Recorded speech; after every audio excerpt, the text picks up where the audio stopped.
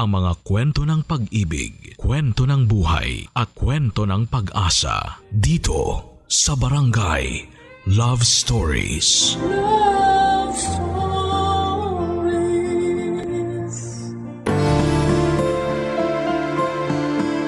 Maraming hindi inaasahang pagtatagpo ang nagbibigay ng kasiguraduhan at kasiyahan sa ating buhay.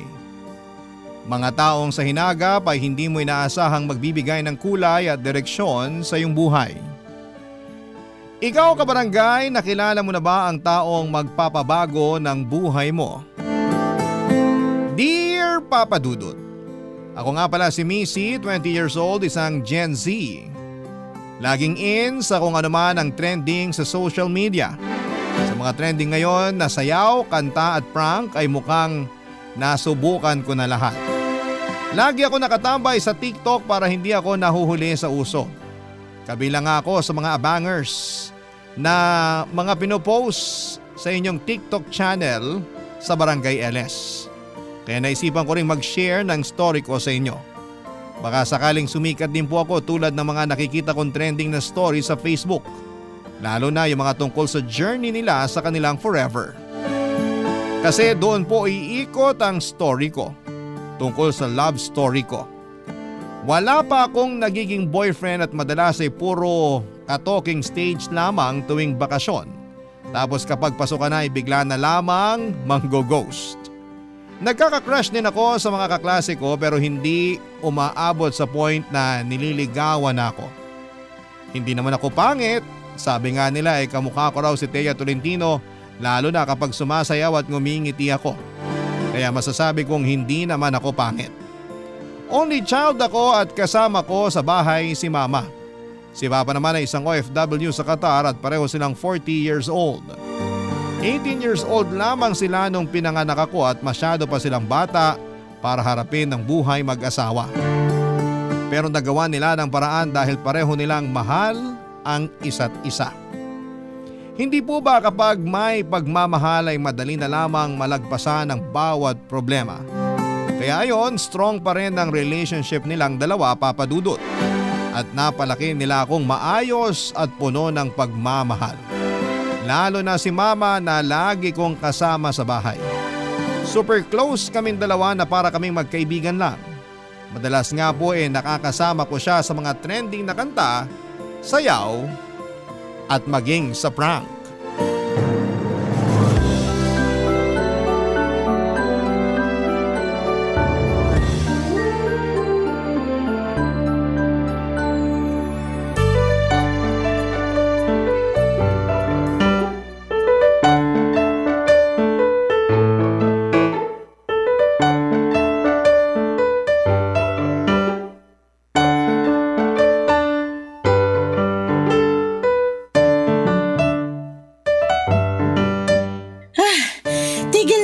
Kakasayaw. Ay, para akong hihikain sa kakalundag. Pahinga ka ng 10 minutes ma, tapos practice tayo uli Kasi naman baka bukas hindi na to trending. Ang bilis pa naman ng transition ng mga trending sa SOCMED. Marami pa namang ibang mga magte-trend sa susunod. Sukuhan na muna natin to ha. Pero kasi ang cute ko pag sinasayaw to. Tabunan mo na lang ng filter ang video mo. Kahit magaslaw ka pa, magmumukha ka pa rin maganda. Sige na kasi, ma. Para makagawa na rin ako ng module ko. Kung unahin mo kaya yung mga module mo, no? Hindi puro pagsasayaw ang inaatupag mo. Wow! Biglang beast mode? Mama, bakit tigilan mo na ako. Ayoko nang lumundag. Maghanap ka na lang ng ibang sasayawin natin. Hindi ko talaga kaya yan. Para ako nagsusumba ng 10 oras kahingal. Sige na nga. Magsasaing lang ako. Tawagin mo ko kaagad kapag may nag-doorbell ha. Hay naku, umorder na naman online. Sumbong kita kay Papa kapag nag-video call kami sa linggo. Loka ka! Magkakabit ng telepono yung darating mamaya. Kailangang mabantayan para makabitan na tayo ng telepono. Telepono? Telephone? Yung nagre-ring ng malakas? Yes! Bakit pa? Wala naman ang gumagamit ng telephone ngayon. Puro cellphone na lahat. Nandito na kaya sa cellphone natin lahat ng kailangan? Kailangan ko yan para pangtawag sa mga opisina, lalo sa bangko. At kapag may inaasikaso sa City Hall at sa ibang government offices. Sasayang ka lang ng pambayad dyan, ma. Porque alam mong OFW si Papa kaya lustay ka, ha? Joke! Tumigil ka nga, Missy. Alam mo bang dahil sa telepono kaya kami nagkakilala ng papa mo? Dahil ba sa telephone kaya nabuntis kayo ng maaga ni Papa? Hoy, walang ganyan. Meron kaya? Hello, ito ako. Living proof na maaga niyo akong ginawa. Chos. 16 years old kami nung naging jowa ko ang papa mo, no? Tapos after 2 anniversaries, boom! Lumabas ang bouncing baby girl niyo and that's me. Kahit naman maaga ka naming nagawa at wala sa plano, naging maayos naman kami sa'yo, lalo ng papa mo. Joke lang naman yun, ma. Mas sensitive ka pa sa akin, ako nga tong Gen Z. Ay nako, pag nalaman mo kung paano kami nagkatuluyan ng papa mo, baka makigaya ka na rin sa amin. Pero, hindi ka pwedeng magpabuntis ng maaga ha? Yun ang wag mong gayahin. Paano po ba kayo nagsimula? Meron kasi akong song hits dati. Doon ko nakuha ang number ng papa mo. Song hits? Bago pa magkaroon ng internet, siyang kami umaasa sa mga lyrics at chords ng kanta na sumisikat sa radyo, lalo na sa mga mahihilig maggitara. Binibili yon mga 15 to 30 pesos. Depende sa mga kanta at kung sino yung nasa cover ng song hits. Parang magazine pero puro kanta ang laman. Kung puro kanta ang laman, bakit nandun ang number ni Papa? Kasali ba sa chords? Sa last page kasi noon, may mga nakaprint na sweet messages sa mga jowa. Tapos yung iba naman, naghahanap ng ka-phone pal. Saktong si Papa mo naghahanap ng ka-phone pal at pasado ako sa tipo niya ng ka-phone pal. Kaya tinawagan ko siya. Nak, si Mama. Siya pala talaga nag-first move kay Papa. Ang Papa mo kaya ang unang gumawa ng move. Siya tong naghahanap ng ka-phone pal Nakita ko, tumawag ako, and we lived happily ever after. Chos! After tawagan ni Mama ang telephone number ni Papa na pinost nito sa song hits ay doon na sila nagsimulang maging magkaibigan. Friends lang daw sila nung simula at noong nagkapalagaya na ng loob ay nauwi na yon sa ligawan. Hindi raw sila kagad nakitang dalawa papadudot at nakontento lamang sila na magkausap sa telepono. Kahit na hindi naman sila malayo sa isa't isa. Meron daw thrill na mafe-feel kapag boses lamang ang naririnig mo sa tao. Nawawala raw yung judgment sa itsura dahil kontento ka nang nakakausap siya kahit na hindi mo pa siya nakikita. Para sa akin ay malabo yun. Ang hirap naman na hindi mo nakikita ang nililigawan o nanliligaw sa'yo. Hindi naman po sa pagiging mapanghusga at mapili sa itsura pero iba pa rin kasi yung nakikita mo yung mukha niya, hindi ba? Yung nakakaharap mo mismo at hindi lang bumabase sa boses kung jojowain o totropahin mo siya. Mabuti na lamang at napunta ako sa bagong generation. Hindi ko napagdaanan ng mag-overthink kung ano ang itsura ng nakakausap ko sa telepono. Kaya lang sa generation namin ang hirap makahanap ng true love. True love na madalas ay natatagpuan sa mga magulang at lolo't lola natin. Bibihira nang makahanap ng ganon. Siguro yung epekto ng makabagong panahon. Doon ako napaisip, paano kung gayahin ko ang love story ng magulang ko? Nang maipakabit na ang telepono namin, ay sinubukan ko mag-dial ng iba't ibang number. Pero madalas ay wrong number at yung iba naman ay puro masusungit na babae ang sumasagot. Nawalan tuloy ako ng pag-asa, Papa Dudut.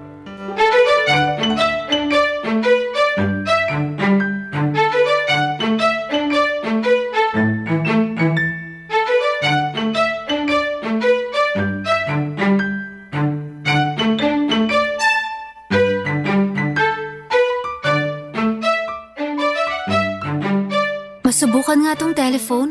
Makatawag nga.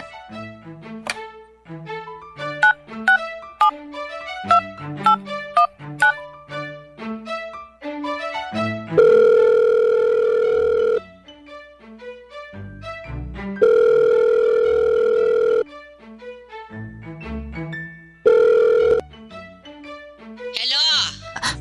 Hello po. Sino bang hinahanap mo?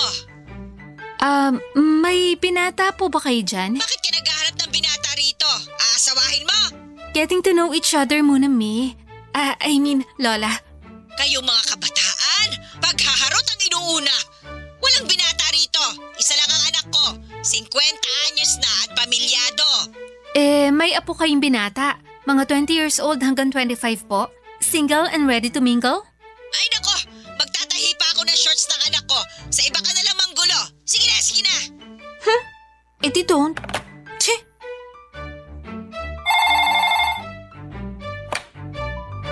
Hello? Hello? Andyan po si Michael? Michael?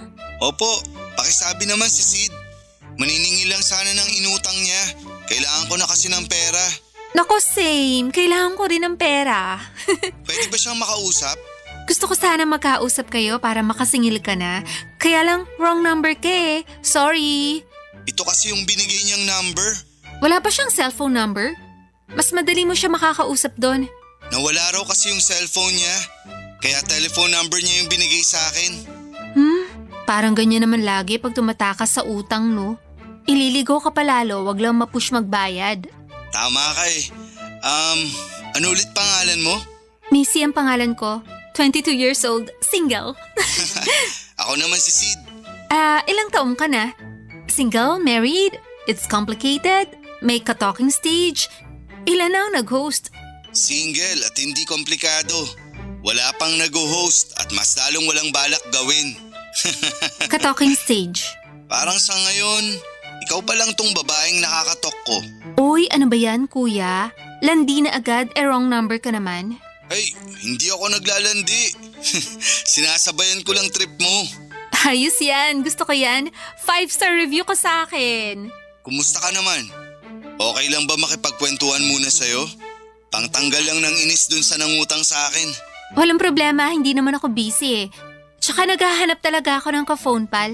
Phone pal? Meron pa rin bang ganun ngayon? Parang maling henerasyon ka. Gusto ko kasi maranasan yung old school.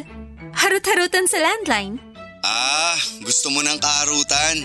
Hindi naman kaharutan lang, phone pal.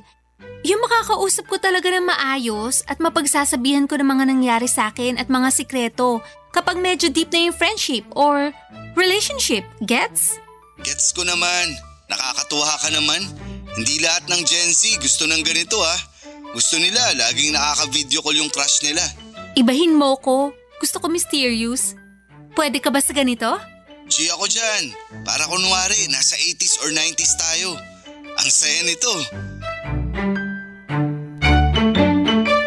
Hindi ko inaasahan na noong mga oras na yon ay makikilala ko si Dexter.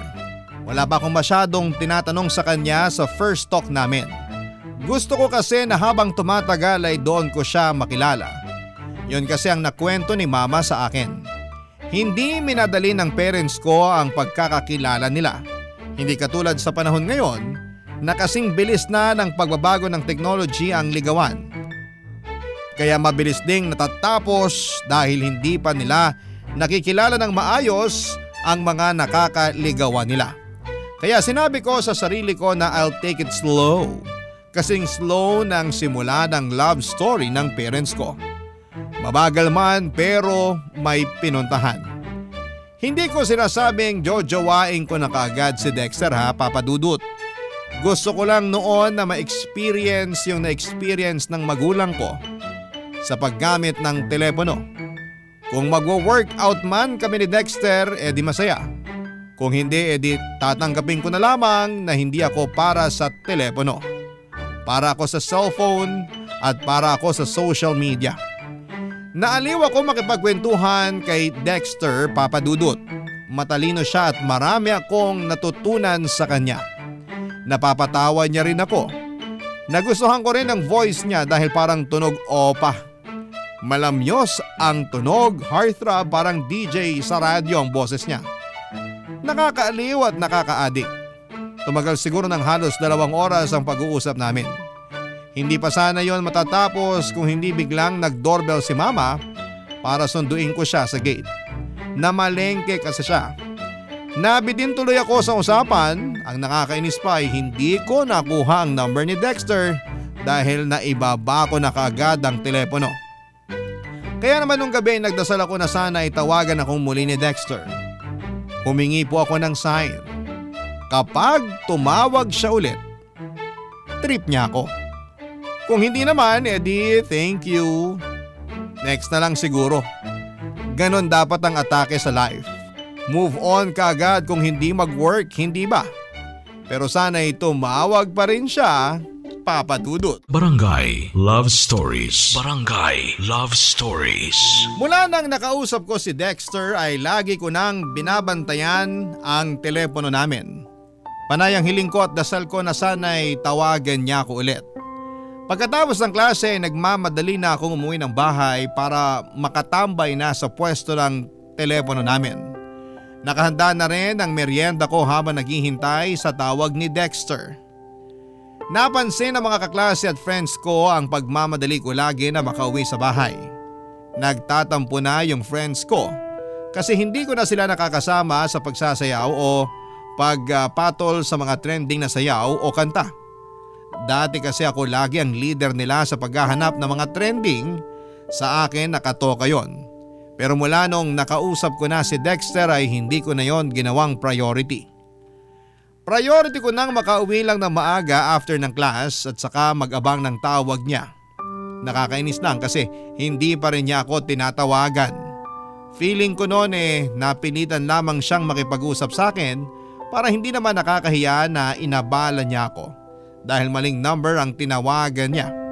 Pero halos 2 oras kasi kaming nagkwentuhan. So feeling ko ay may something sa amin.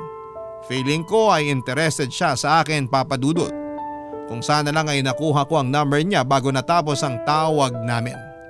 Nainis tuloy ako sa sarili ko pero hindi ako nawala ng pag-asa. Nagabang pa rin ako at minsan ay nagdasal ako na sana kahit na ma-wrong number ulit siya at matawagan ulit ang telepono namin. Ganon ko kagustong makausap muli si Dexter. Ewan ko ba? May pull talaga akong nafe-feel noong nagkausap kami. Feeling ko ay soulmates kaming dalawa. Napansin na rin ni Mama na lagi ako nakatambay sa telepono. Lalo na't bihira na rin akong tumutulong sa mga gawaing bahay kasi nga ay mas gusto kong nakatitig lamang sa telephone namin, Papa Dudut.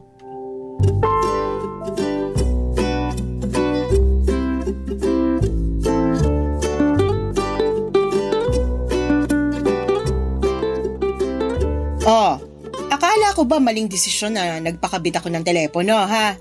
O yun, hindi ka na makaalis-alis sa tabi ng telepono. Kulang na lang itabi mo na rin hanggang pagtulog. Pwede po bang i-transfer ko sa room ko, Ma? Aba hindi! Ako nagpakabit niyan at mas kailangan ko yan kesa sayo. Sino bang inaabangan mo tumawag sayo? Mga kaibigan mo? Hindi po, wala namang telepono mga yun. Sino nga? Papagalitan mo ko Kahit hindi mo sabihin, pagagalitan pa rin kita kasi hindi ka na halos tumutulong sa mga gawaing bahay. Ewan ko, Missy, pero kapag naapektuhan ng grades mo dahil dyan sa kakadikit mo sa telepono natin, malalagot ka talaga sa papa mo. Si Mama naman, kontrabida sa love life ko. May love life ka na? Boyfriend? Ano pangalan? Taga saan? Sino mga magulang yan? Ilan ang alaga nilang aso? May pusa? Anong kulay? Ang dami na agad tanong? Ano to, Senate hearing? Sabihin mo sa akin para makilatis ko. Wala ka pa makikilatis. Once pa lang naman kami nag-usap.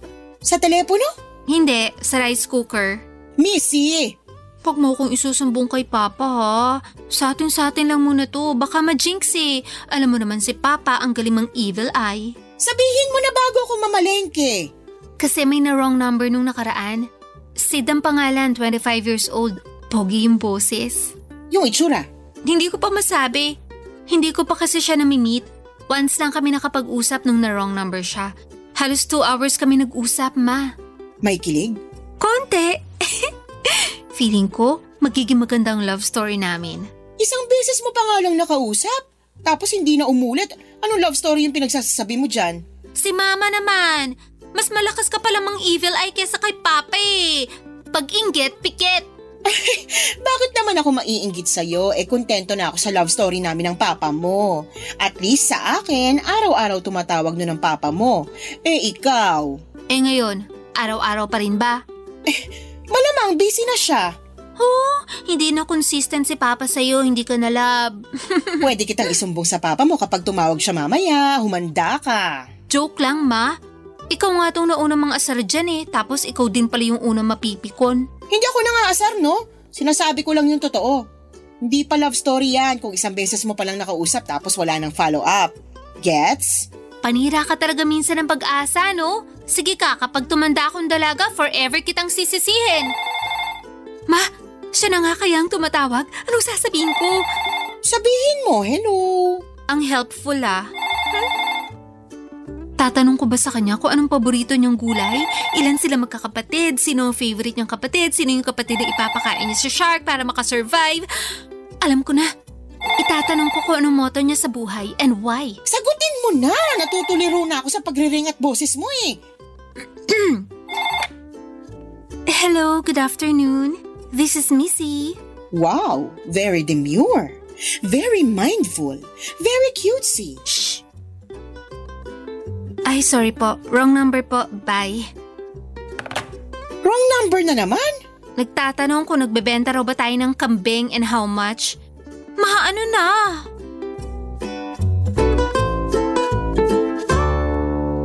Napatawa na lang si Mama sa na-experience ko, Papa Dudut. Kahit ako ay gusto ko na ring matawa noon. Bakit ba kasi ako umaasa noon na tatawag muli si Dexter? Bakit ba ako umaasa na mauuwi sa nakakakilig na love story ang nangyayari sa amin? Isang beses lang naman kami nagkausap. Masyado pang maaga para umasa. Napansin ni Mama na nalungkot ako kaya tinigil na rin niya ang pagbibiro. Inaya niya akong lumabas para bumili ng ice cream. Kahit na wala akong gana noon ay sumunod pa rin ako. Gusto ko lang makalayo kahit ilang minuto lang sa telepono namin. Marami ako nasayang na effort at time sa kakahintay sa tawag ni Dexter. Ayaw ko nang magsayang pang muli. Charge to experience na lang, sabi nga ng nabasa kong post ng isang sikat na vlogger na pinafollow ko. Baka naman may susunod pa rin sa akin, Papa Dudut. Naisip ko na nagdedelu ako. Baka meron pang isang marong number at yun na ang forever ko. Sa mga sumunod na araw ay hindi na ako umasa pa sa tawag ni Dexter. Hindi na rin ako nagbantay sa telepono. Nagbalik loob na ako sa pagsasayaw at pagkanta ng mga trending sa social media. Kahit papaano ay nakalimutan ko na nga si Dexter. Hanggang isang hapon pagka-uwi ko ay may inabot na papel si Mama sa akin. Sa pagtingin ko ay number yun ni Dexter. Ang akala ko ay pinaprank lang ako ni Mama. Pero sinabi niyang tumawag si Dexter at hinahanap daw ako. At binigay na lang nito ang number niya para tawagan ko siya kapag nakauwi na ako from school. Abot hanggang sa rings ng Saturn ang kilig ko. Hindi pa man din ako nakakapagpalit ng lapitan ko na ang telepono namin para tawagan ang number ni Dexter. Si Mama naman, para mabigyan ako ng privacy ay pumunta muna para makipagmaritesan sa kapitbahay namin. Nakatatlong ring ang telepono nila Dexter bago niya yon sinagot. Umabog ng malakas ang dibdib ko, kakaibang kilig yon, Papa Dudut.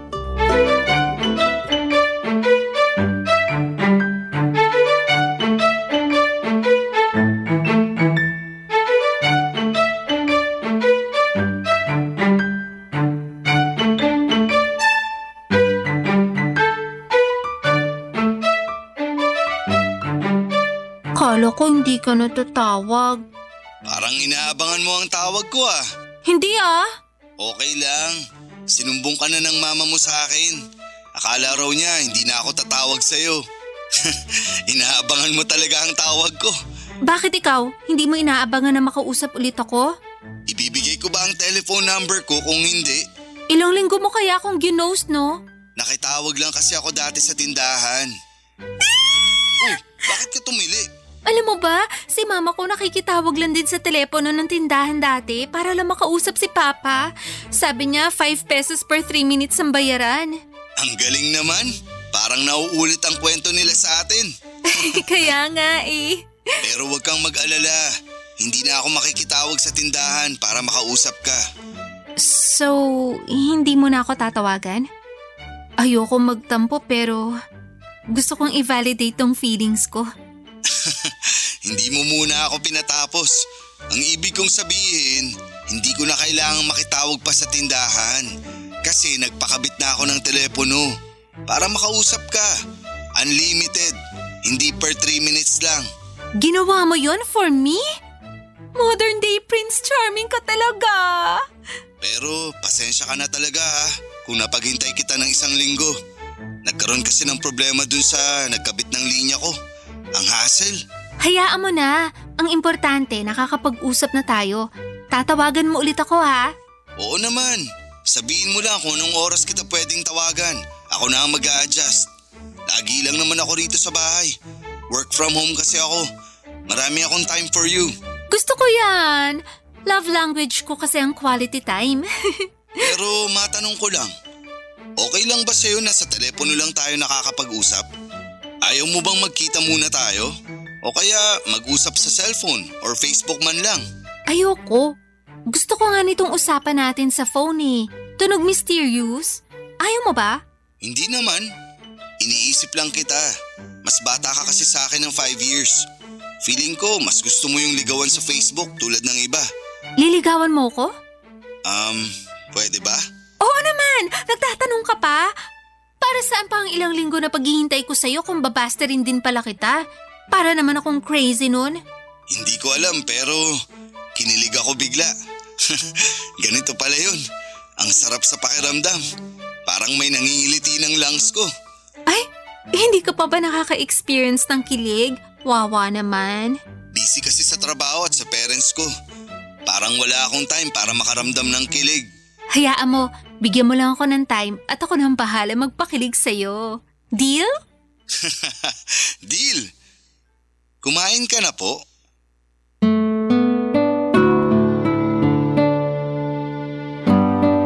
Ang simpleng linyang kumain ka na po.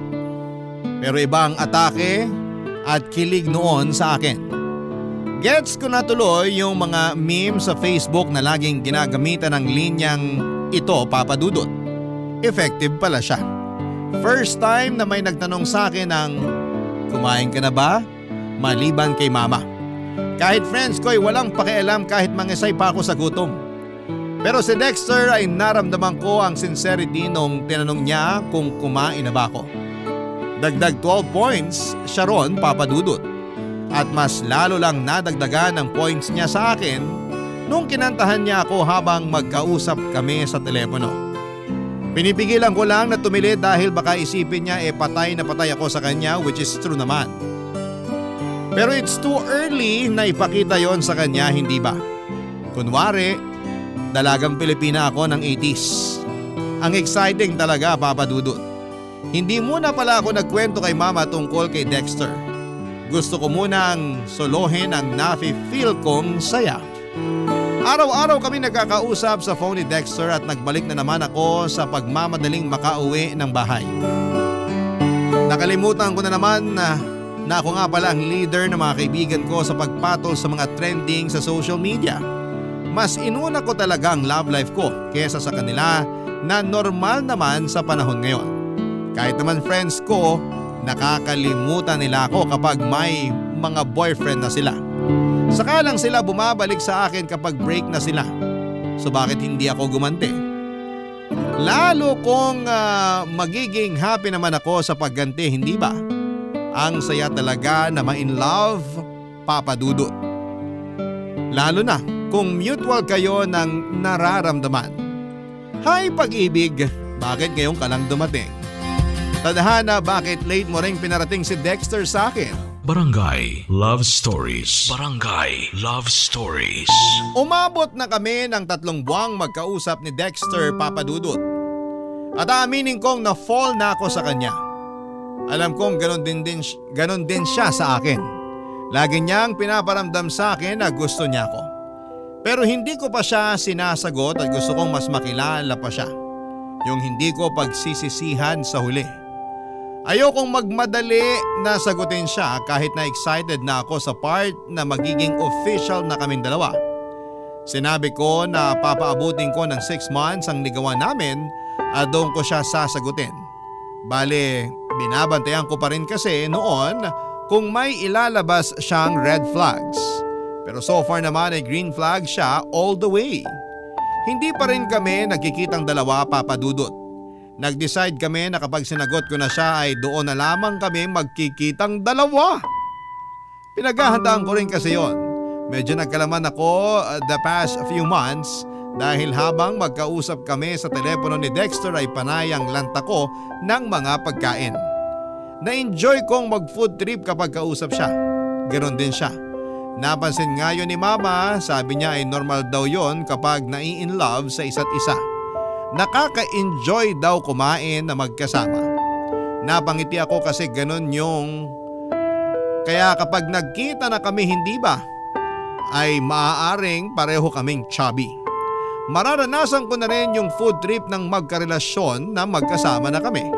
Excited na akong dumating ang araw na yon. Pero willing to wait pa rin naman ako para sa ikakatibay ng relasyon namin.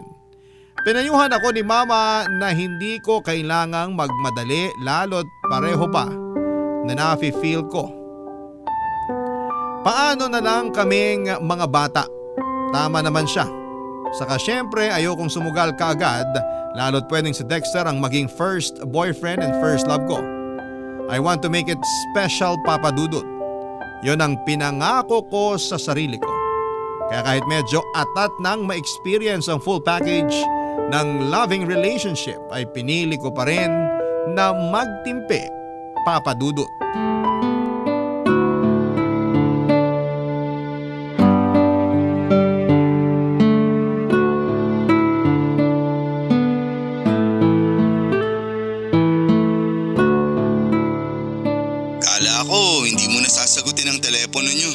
Sorry ha, hindi ko alam na umalis pala si Mama ng bahay. Wala tuloy sumagot sa tawag mo nung wala ako. Nasaan ka ba nun? Nag-alala ako eh. Baka ka ako nakakita ka na ng opa sa daan at nakalimutan mo na ako. Che? May pinag-usapan pa kasi kami para sa thesis namin ng mga classmate ko. Medyo natagalan kasi may mga binackstab pa. Mas inuna mo pa ang pagbabackstab kesa sa akin. Huwag ka na magtampo, baby ko. Baby mo ako? Shh, kainis to. Nabigla lang ako. Ekis, babawiin ko. Saka na kita tatawagin baby kapag sinagot na kita. When kaya? Sorry, excited. Excited na rin naman ako. Kaya lang, wait pa tayo ng konti. Darating din tayo dyan. Alam ko naman. Kaya lang, gusto ko na talagang makadate ka. Masolo kita. Kung magde-date na tayo, ano bang plano mo? Marami na akong naplano. Pero yung gusto ko, ipasyal ka sa mga museum sa Maynila. Ipapakita ko sa'yo na walang kahit na anong sining ang papantay sa kagandahan mo. Naks, mukhang pinaghandaan mo yung pambobola mo na yan ha? 2 weeks kong hinanda yan. Purihin mo naman. Pwede na rin. Tsaka ano pa? Tapos, maglalakad tayo sa Fort Santiago. Magbabaon ako ng kape natin. Ako mismo ang magtitimpla. May binili na nga akong mga thermal flask para sa ating dalawa. Isang black at isang pink. Yung black sa'yo kasi yun ang paborito mong kulay. At yung pink naman sa akin kasi yun ang gusto ko. Gusto ko yan. Ipagtimpla mo ako ng kape. Mas gusto ko yan kesa sa mga nabibili sa mga shala na coffee shop. Tapos, ikaw nang bahala sa biskwit ha? Kung papayag ka nga, magluluto sana ako ng adobong manok. Tapos lalagyan ko ng maraming itlog pugo at sili. Picnic tayo. Gusto ko yan ha. Picnic at adobong maanghang. Damihan mo ang siling labuyo. Paborito ko yun. Ikaw pa ba? Malakas ka sa akin eh. Tapos sa gabi, maglalakad tayo sa Jones Bridge. Maganda ang pailaw dun sa gabi. Para tayong nasa Hong Kong o Paris. Hindi pa ako nakapunta dun. Sige, puntahan natin. Bili ka ng chocolates at pulveron ha, para habang naglalakad may nakakain tayo. Hindi mo na kailangang sabihin yan. Bibili talaga ako. Lagi mo kayang sinasabi na paborito mo ang chocolates at pulveron. Lalo yung may kahalong durog na mani. Ay, pero magsimba pala muna tayo. Okay lang ba sa'yo? Mukha na ba akong demonyo para tanungin mo kung okay lang sa akin na magsimba? Baka lang kasi hindi mo na isali sa itinerary ng date natin. Gusto ko, hanapin mo ang pinakalumang simbahan sa Maynila. Doon tayo magsimba. Marami na kasing dininig ng mga hiling at dasal ang mga lumang simbahan. Sabi ni Mama sa akin, dasal daw ng ilang dekada ang nagpapatibay ng mga lumang simbahan. Sakto! Dadalhin kita sa San Agustin Church. Yun ang pinakalumang simbahan dun. Alam mo ba na yun lang ang simbahan na nakaligtas sa mga matitinding pagbomba ng World War II? Wow! Hindi ko alam yan Kakainis ka. Oh, bakit naman nakakainis ako? Kaya ang daling ma-fall sa'yo kasi ang talino mo. Kahit hindi pa kita nakikita, alam kong ikaw na talaga. Ang gwapo ng utak mo, boy. Parang masama pa ang loob mo na ako na ang dawan para sa'yo. Masama lang ang loob ko kasi hindi na ako makapaghintay na makita ka. Pero alam kong kailangan ko pa maghintay. Totoo ang sinabi ko kay Dexter kaya mabilis din akong nahulog sa kanya dahil sa katalinuhan nito. Hindi kasi ako masyadong matalino. Talented ako sa pagsayaw at pagkanta pero aminadong nabibitin ng grades madalas sa school. Pero dahil kay Dexter ay natulungan niya akong makapasa sa mga subjects ko sa eskwelahan. Maski sa thesis ko ay tinulungan din niya ako. Matalino talaga siya. Lagi ko nga yung finiflex kay Mama. Boto na nga rin si Mama sa kanya lalo na noong nag-share sila sa isa't isa ng mga trivias tungkol sa Pilipinas. Nakwento ko na rin siya kay Papa pero hindi pa sila nagkakausap na dalawa. Pero binigay naman ni Papa ang blessing niya sa amin na kung sakali mang magiging kaming dalawa ay papayagan niya. Nakita kasi ng parents ko na umayos ang grades ko mula nang nakilala ko na si Dexter. Akala nila inspired lang ako mag-aral dahil kay Dexter pero ang hindi nila alam, si Dexter ang nagiging tutor ko at minsan ay siya na ang gumagawa ng mga assignments ko. Walang araw na dumaan na hindi ko naiisip si Dexter. Naging part na rin siya ng routine ko at hindi kumpleto ang araw ko kapag hindi nagre-ring ang telepono at siya ang napapakinggan kong nag-hello. Ganon na ako ka-in love sa kanya, Papa Dudut. Patuloy pa rin ang efforts niya sa akin at lagi siyang nagpapadala ng pulburon sa akin weekly at may kasama pa yung isang pink na rosas. Ano pa bang hihilingin ko sa first love and first boyfriend ko kung sakali? Kahit na hindi kami magkatuluyan, sa huli ay sigurado ako na isa ito sa mga kilig story ko pagtanda. Hindi ko na nga mahintay pa na umabot ng 6 months bago ko siya sagutin. Sinabi ko na sa kanya na gusto ko nang magkita kami. Balak ko kasi noon na sagutin siya in person para makita ko kung gaano siya kasaya na napasagot na niya ako. Tinawagan ko siya isang gabi nang hindi pa ako makatulog. Nagulat nga siya dahil siya lagi ang unang tumatawag sa aming dalawa, Papa Dudut.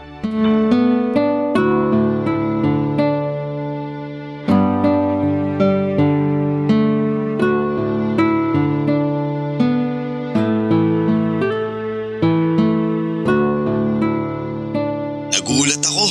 Bakit bigla kang tumawag? Ayaw mo ba? Gusto ko, syempre. Kung hindi nga ako makakaistorbo sa pag-aaral mo hindi ko natitigilan ang pagtawag sa'yo. Naisip lang kasi kita. Na-miss. Sakto nga kanina bago ka tumawag. Iniisip din kita. Na-miss din kita. Kanina ko pa nga ini-imagine ang totoong itsura mo Sana naman. Hindi ako dehado sa imagination mo ha. Naku hindi Ikaw nga tong pinakagwapong lalaki na na-imagine ko. Huwag mo naman masyadong taasan ang expectations mo sa itsura ko ha. Baka hindi ko naman mabuhat yan. Kasalanan mo naman kasi. Sobrang green flag ka. Puro magaganda lagi nakikita ko sa'yo. Paano kung may pangit kang makita sa akin? Bakit? Pangit ka ba? Uy, hindi ako pangit. Grabe, pag pangit, itsura agad. Hindi mo na itatanong pero sabi nila, malaki ang hawig ko kay David Licao ko. Sayang. Bakit sayang? Hindi ko kasi kamukha si Barbie Fortesa. Match na sana tayo. Kahit mukha ka pang talampakan at hinliliit ni Barbie Fortesa, para sa akin, ikaw pa rin ang pinakamaganda. Walang tatalo, kahit sino. Tingnan mo na! Kaya ang taas ng expectations ko sa'yo dahil dyan sa panglalandi mo sa akin. Ay naku. Awat na ba ako sa paglalandi sa'yo? Wag! Dapat nga sobrahan mo pa kasi… Kasi ano? Kasi malapit na kitang sagutin. Wala pang 6 months ha. Ayaw mo ba? Gusto ko syempre. Ako nga tong atat sa atin lagi. Magkita tayo bukas? Sunduin mo ako sa school? Hindi ako pwede bukas. Sasamahan ko magpa-check up tatay ko. Sa Friday kaya? Sakto wala na akong pasok kinabukasan. G? Hindi rin ako pwede ng Friday. Check up naman ni nanay. Bakit kaya hindi mo nalang pagsabayan ng check up ng nanay at tatay mo sa loob lang ng isang araw? Para hindi ka na rin mapagod. Magkaiba kasi sila ng doktor. Medyo magkalayo yung mga clinic. Sa weekend? Di ba day off mo sa work pag weekend? Wala rin akong pasok. Rest day ko yon kasi hindi muna namin aasikasuhin yung thesis namin. Ano na, G? Teka, itatanong ko kay nanay kung wala silang lakad. Bakit kailangan mo pang tanungin? Para ano? Magtatanong lang ako. Ewan, gusto ko lang magtanong. Kung pagaganahin ko ang toyo ko ngayon, iisipin ko na ayaw mo akong makita. Hindi naman sa ganun, pero mukhang alanganin din ako nitong weekend. Sige, ikaw na lang magsabi sa akin kung kailan ka free. Ako na lang ang mag-a-adjust. Siguro morning ng Tuesday? Teka. May klase ako ng Tuesday morning Diba sinend ko naman sa yung schedule ng mga klase ko? Ay, oo nga pala. Nako, Tuesday morning lang ako pwede. Paano kaya to? Ano ba nangyayari, Sid? Okay pa ba tayo? Hala, oo naman. Bakit parang iniiwasan mo makipagkita sa akin? Hindi ka naman pangit. Sabi mo nga kamukha mo si David Licauco. Wala ka ng problema sa itsura para ma-conscious. So ano na? Ay, conscious ako sa isang bagay. Sabihin mo kung ano. Handa akong palakasin ang loob mo tulad ng ginagawa mo sa akin kapag nai-insecure ako sa mataba kong pisngi at hita. Sabihin mo na. Missy. Huwag mong sabihin sa akin, may asawa ka na. Uy, wala. Sabihin mo na. Matagal ko nang gustong sabihin sa'yo to, pero natakot ako baka hindi mo ako matanggap. Kaya kitang tanggapin. Kahit hindi mo pa nga kamukha si David Licauco, tatanggapin pa rin kita. Sigurado ka? Kahit anong sabihin ko sa'yo, tatanggapin mo? Oo, kasi mahal kita. 40 years old na ako. 40 anyos. Kaedad ko ang parents mo. Hindi ako kaagad nakaimik sa inamin ni Dexter Papadudut. 40 years old na siya. 40. Parang 20 pesos na pinagdikit sa wallet. Kaedad niya mga magulang ko. Napansin ni Dexter ang pananahimik ko noon. Mahina siyang nagsorry at sinabi sa akin na akala niya nung unang beses na nakausap ko siya ay hindi na masusundan yon. Kaya nagsinungaling siya sa akin at sinabing 25 years old na siya. Kaya lang daw hindi niya napigilan na magkaroon ng interes sa akin dahil napapatawa ko raw siya. Hindi ko alam kung paano tatanggapin ang binalita niya sa akin, Papadudut. Napadiin nga ang hawak ko sa handle ng telepono.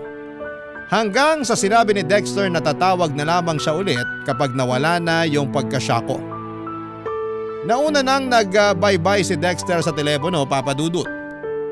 Pero ako'y hawak ko pa rin ang handle ng telepono kahit naririnig ko na ang pagkaputol ng linya.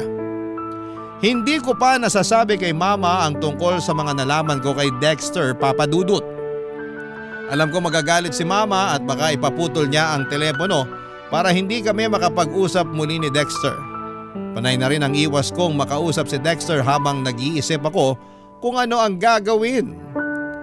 Nagpapalate ako ng uwi para hindi ko maabutan ang tawag niya at masaktuhan si mama na makausap niya. Naguguluhan talaga ako at nalilito. Gusto kong bawiin ang pagmamahal ko para kay Dexter dahil sa mga nalaman ko pero hindi ko po kaya. Kahit kasi ganon ang mga nalaman ko ay alam kong may feelings pa rin ako para sa kanya. Hindi ko alam ang gagawin ko mga kabarangay. Sana'y matulungan po ako ng mga listeners ninyo para makapag-decide. Issue sa akin ang age gap namin na 20 years. Ang awkward para sa akin dahil kaedad niya ang parents ko pero mahal ko na siya. At siya na talaga ang gusto kong maging karelasyon. Hihintayin ko po ang advice ninyo mga kabarangay. Maraming salamat po. Ang inyong kapuso at kabarangay forever, Missy. Barangay Love Stories. Barangay Love Stories. Kwentuhan naman tayo dito sa comment section. Nagustuhan ng iyong napakinggan? Ituloy yan via live stream sa www.gmanetwork.com/radio. Barangay LS. In Mega Manila, 97.1. Forever!